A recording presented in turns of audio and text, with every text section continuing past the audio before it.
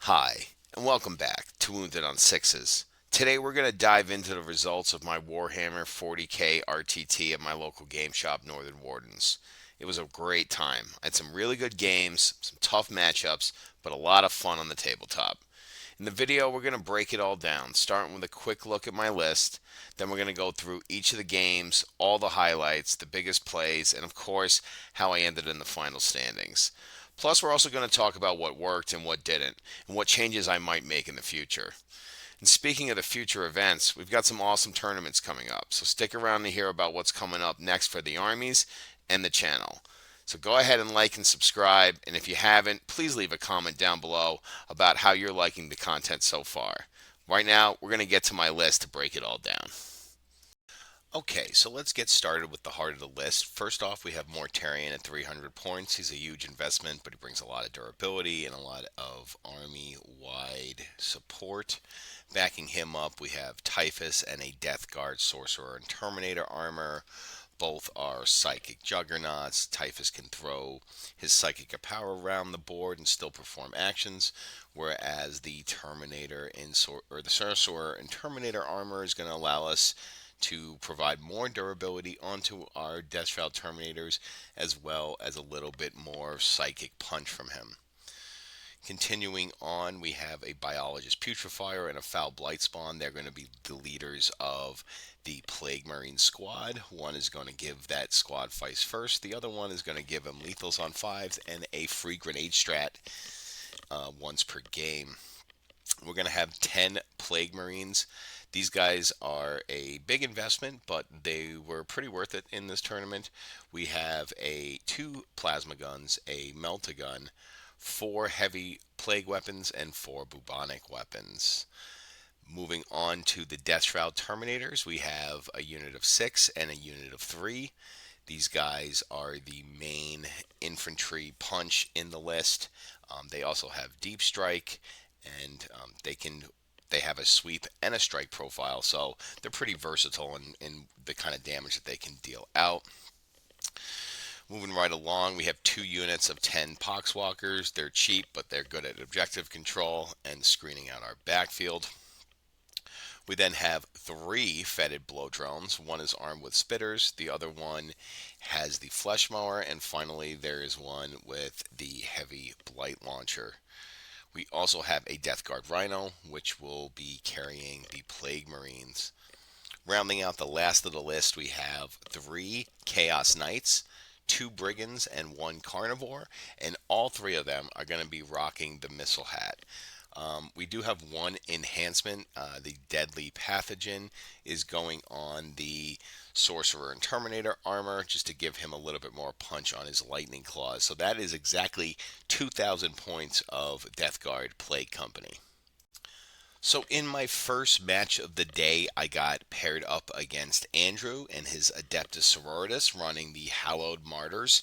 And this was a really fun game. I actually have not gotten to play Sisters in a competitive game before, so this was a first time for me. And the list definitely did not disappoint. This was a very, very powerful list that my opponent was able to wield with some proficiency. I mean, this was a tight game the entire time, scoring back and forth. He would hit me, I would hit him.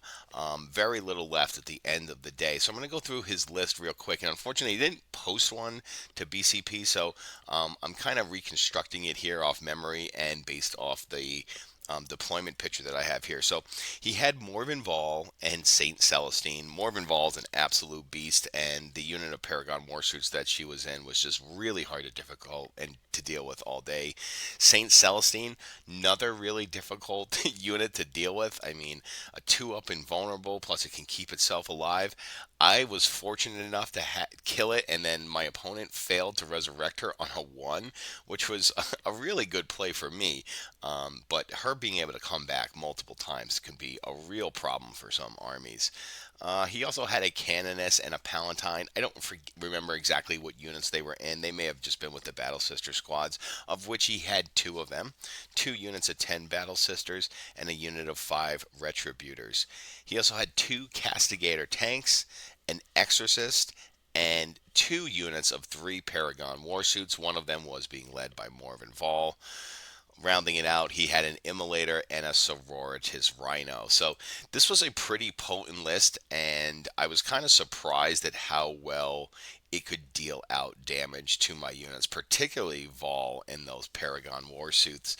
The battle was very close. I tried to make it so that Mortarion was either in the middle or on the side. My biggest goal here was to try to get like my Plague Marines onto my natural expansion objective, the one in the top left there. Using that L-shaped ruin to drop the Plague Marines there, I can then choose to bring Mortarion to either side of that front L-shaped ruin to kind of threaten the middle of the board or to threaten that top objective again, and was kind of willing to just kind of let them fight for the lower right objective there on your screen.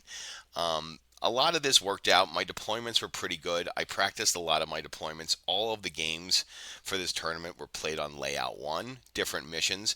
I believe this one was Taken Hold on Tipping Point, which was not bad. Raise banners. I actually was able to raise 3 banners using the Knights very effectively as my battle line units to perform the raise banners, which was really cool. And I drew really well on the secondaries and really just pulled this victory out by holding primary for 1 extra turn longer than my opponent did in round 3. Basically using Mortarion to kind of bully my opponent off of the top objective real quick and then bring him back down to the middle. The game didn't have to go to time. Unfortunately, we did not get to go all the way. These were only 2.5-hour rounds, and Andrew is a fairly new player to the tournament scene, so it's just be expected that newer tournament players are going to play a little bit slower, which was fine with me. I'm used to not going to time with my Tau just because there's really only one phase we care about. So it was a little different going the time, but we ended up talking it out the last round or two. But very, very, very close game, and I really felt like I got away with this one by the skin of my teeth. The real great units in here, of course, was the Plague Marines. They did really, really well. The Knights did also really well, the 2 Brigands. The Karnivore, though, did not. I had a lot of problems getting the Karnivore to work all day today, and including in this game as well. Just, I think it didn't do much. The Plague Marines definitely pulled their weight, and Mortarion was a real star. The Bloat Drones are good at kind of like tempting my opponent to come out of their hiding hole to attack it. So very, very close game. 86-82, the Death Guard win. So with the round 1 victory, we moved on to round 2, and I took on Zach in his Eldari, actually his Harlequins. I have played Zach plenty of times in the past before. We actually did get a practice game in with my Death Guard against his Eldari a couple of weeks ago. So this was kind of a rematch here, and after playing that practice game and playing Zach in the past, I felt very, very confident going into this game. I knew he was going to have a real hard time dealing with my high toughness stuff. I also knew that the best extra contagion to take with them is the -1 weapon skill, -1 ballistic skill. Since it's so easy for them to get up to their 4-up invul, you might as well just run the weapon skill, ballistic skill debuff. It also makes Cloud of Flies really better, and I really use that to great effect here in this game. So I'm going to go break down his list real quick. So they were running Ghost in the Webway, and they had an Avatar Arcane, a Death Jester, Eldrad, a Solitaire, and 3 Troop Masters for their characters. They then had 3 units of troops, 2 Star Weavers, 2 Sky Weavers, 2 Striking Scorpions, and a Warlock Conclave. So I knew going off the bat the biggest threat was going to be that Avatar Kane that you can see set up right there in the middle of the board. He's a really tough model to deal with, and he was my top priority of getting him off the board. So I ended up rolling to go second, which I was really happy about because it meant that my opponent was going to be able to run up to the board and make it easier for me to tag them. So once my opponent ran up, he was much more cagey this time than he was in our practice game. I think he learned his lesson not to get very aggressive with Death Guard right away. So he kind of planted his Avatar Kane behind his L-shaped ruin there in the front. And then on my turn one, I kind of tempted a charge from the Avatar. So what I did was I moved Mortarion up, but kept him behind the L-shaped ruin, and I moved my Plague Spitter Bloat-drone just touching that terrain right there, making sure that it was a tempting target for him to charge the Bloat-drone and not to try to charge into like my Knight or my Deathshrouds that were sitting in my L shape, or to charge Mortarion. I wanted to give them there. I also ended up bringing the Plague Marines up and then dropping them out here. He would go ahead and drop a bunch of units and actually charge me the next turn, doing some dev wounds, taking out a few Plague Marines, but that was fun. They ended up cleaning up that combat here. In turn 2, the Avatar Kane did charge my Bloat-drone, the twin plague spitter, and did 8 wounds but failed to kill him. So on the next turn the Bloat-drone fell back and that Avatar Kane was just in a world of hurt, completely out of position right in the middle of the board where I could bring multiple firing pieces, including Mortarion and 2 knights, into range with them. I think I also flamed them with my Deathshroud that popped out of this building here. So once the Avatar Kane was down in turn 2, I felt very confident with the rest of the match. And from there, I just continued to score points. I believe in round 2, I dropped Typhus down into this middle, this zone down here by the bottom piece toward their natural expansion. I think in every single game, Typhus dropped in this location here to throw mortals and try to threaten my opponent's natural expansion when we were playing on this diagonal axis here, which was really nice. So, I was able to kind of tag a lot of his units and essentially kick him off all of the primary, and I was able to score primary at will. Purge the Foe was just a really good mission for me to draw against Eldar. It's very difficult for them to kill our units, although he did have a couple of good overwatches. I think he killed my Karnivore on the Overwatch, which was really cool of him. But, he was not able to control primary very well, and his units were way easier to kill than mine. So Purge the Foe was just a really bad mission for the Eldari to try to play against Death Guard. And ultimately, we came away with a 97-58 victory. This one felt very good.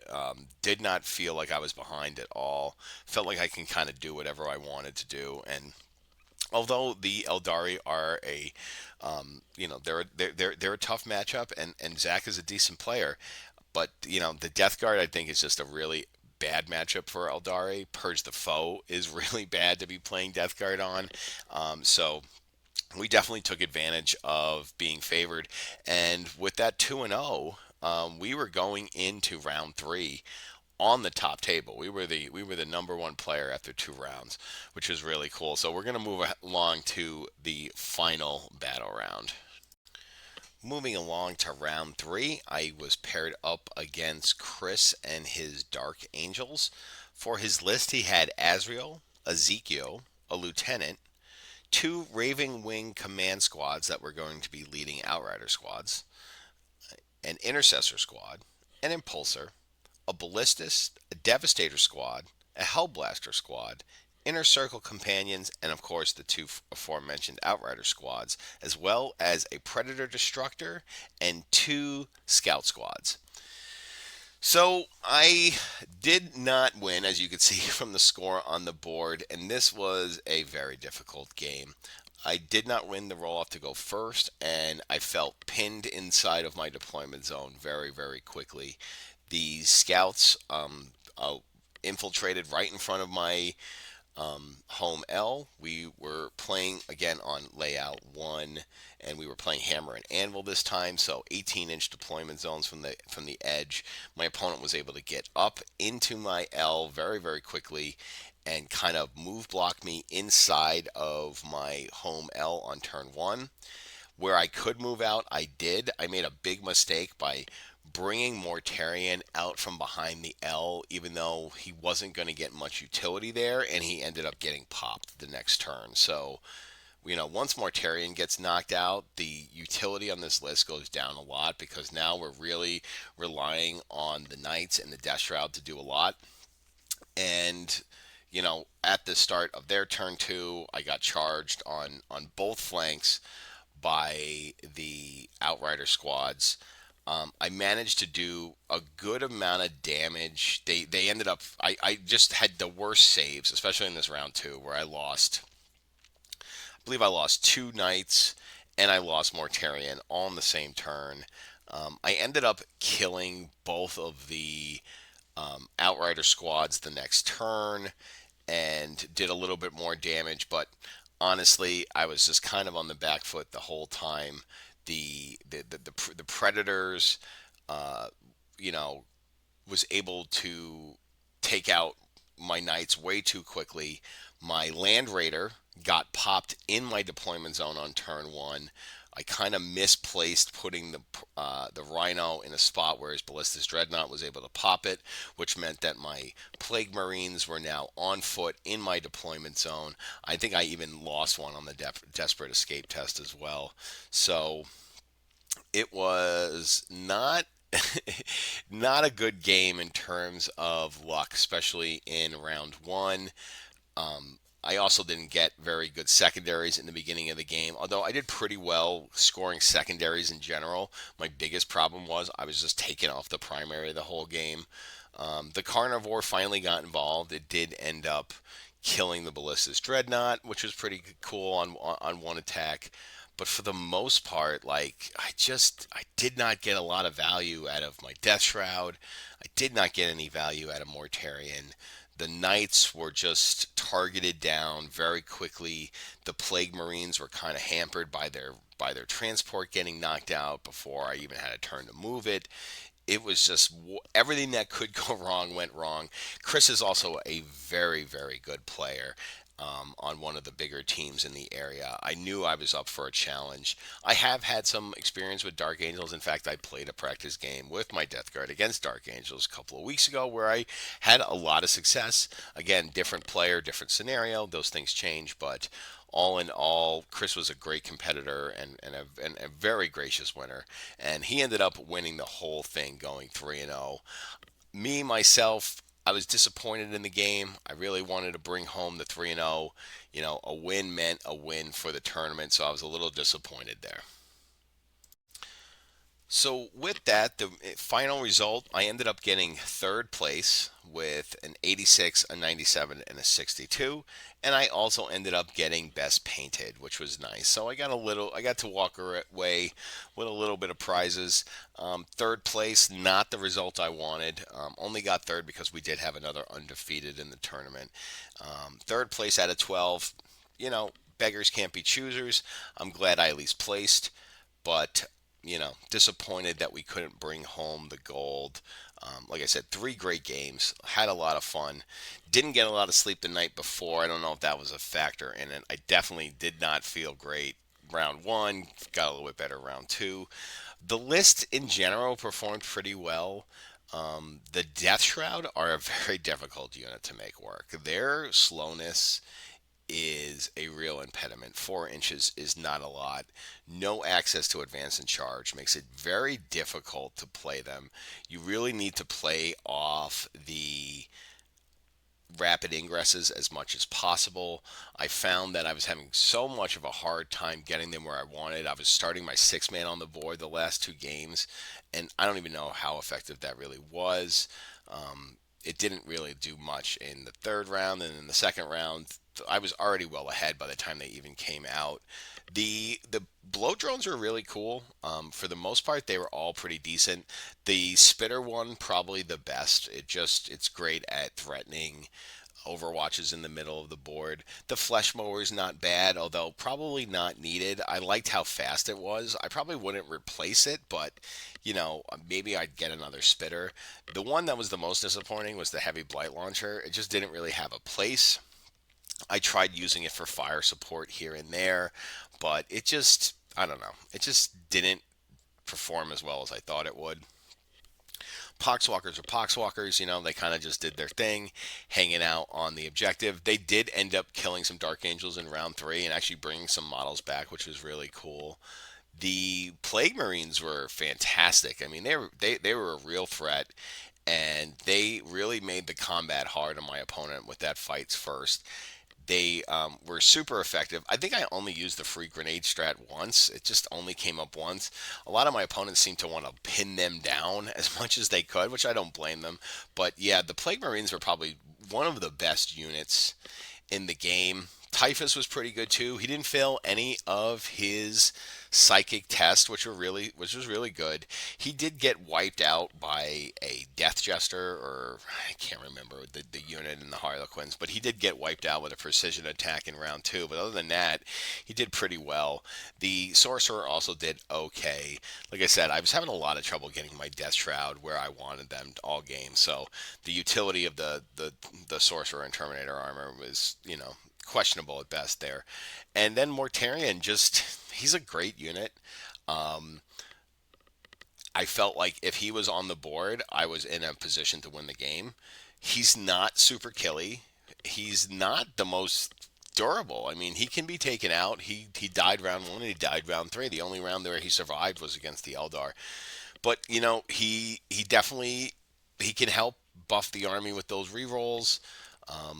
The ignore modifiers didn't come up too much there, but as long as Mortarion's on the board, I felt like I had a good shot at winning. And overall, I think the list performed well. I definitely missed my Tau at times. I just missed the speed. I missed the good shooting.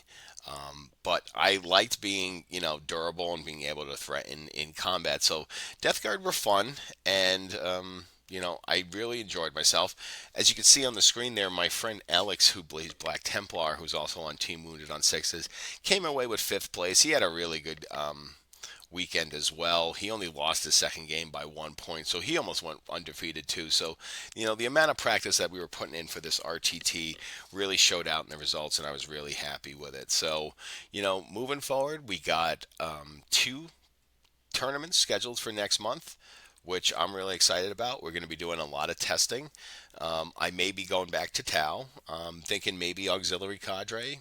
Maybe we'll try some AdMech, see what we can do there. I'm thinking about maybe going back to Skitarii Hunter cohort. Maybe we'll play Ultramarines or our new Necron army. I'm not really sure, probably not, but why don't you let me know what you think I should bring to the next tournament, and let me know what you think about this tournament breakdown. If you enjoyed the video, please go ahead and like, and if you haven't already, please subscribe. We're trying to grow the channel. It's growing really fast, and I want to thank everybody for tuning in, and make sure you come back for more Wounded on Sixes.